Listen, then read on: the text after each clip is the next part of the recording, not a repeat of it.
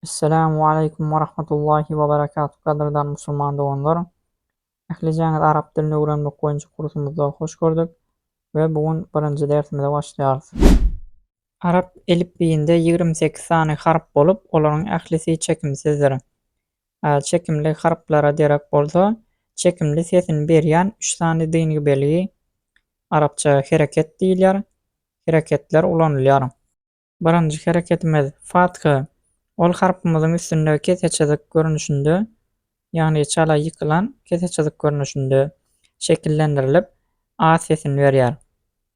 İkinji hereketimiz Kasra. Ol harpymyzyň astyna ýykylan keseçelik görnüşinde şekillendirilip I sesini berýär. Üçüncü hereketimiz Damma. Harpymyzyň üstünde dokuzluga ýa-da otur diýeni belgisine meňzeş şekillendirilip U sesini berýär. Ýene bir dördüncü diýeni belgimiz onu hem hereket diýip adlandyrsak hem bolýar, emma ol hereket dälden hereketiň gapma garşysy. Ýagny hereketler çekimli ses berýän bolsa, bu dördüncü diýeni belgimiz sukun. Ol çekimli sesiň ýoklugyny aňladýar. Muňa mysal hökmünde türkmen harplary bilen ýazyp görkezeýin. Ýeli kitap sözi. Eger arab harplary bilen ýazsak, biz şu çekimli harplaryň ýoklugy sebäpli olary ýanky diňgi belgilerimiziň kömegi bilen belgilemeli. Ne?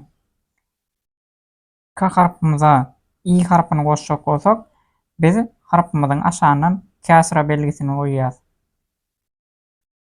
A harpyny goşjak bolsak, Fatha.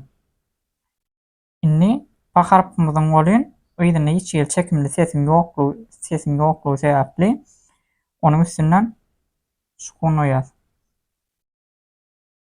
Başga bir mysal, alaliň Kur'an sözüni.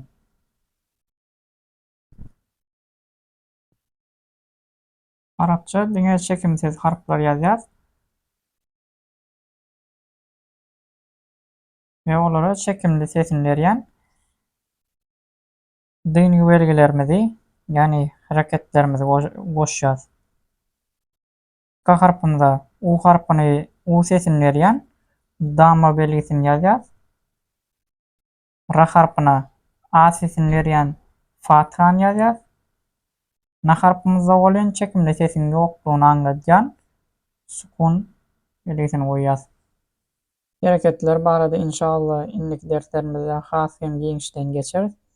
Häzir bolsa ýene bir bellek geçecek zatlarymyzyň biri arab harplary bir taraplayyn ýa-da iki taraplayyn bolýar we şoňa baglylykda olar sözüň başynda, ortasynda, ahirinde we öz başdak gelende türlü görnüşinde ýazylýar.